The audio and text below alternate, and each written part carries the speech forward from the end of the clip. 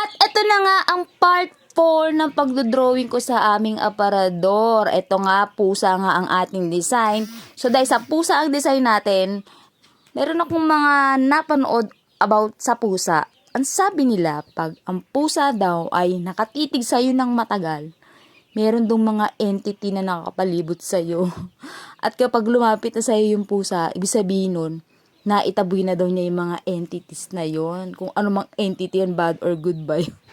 Tsaka sabi nila, ang pusa daw is a living lucky charm. So pag may pusa ka daw sa bahay, swerte daw yun. So ayan, swerte tayo. Sana maging swerte nga tayo sa mga pusang idinrawing ko dito sa aparador ko. So ayan nga, finally natapos na siya. At sana nga ang mga pusang to ay maging lucky charm sa akin at sa ating lahat. Sa mga followers ko at nanonood nito, sana maging lucky din tayo. Thank you for watching. Bye-bye!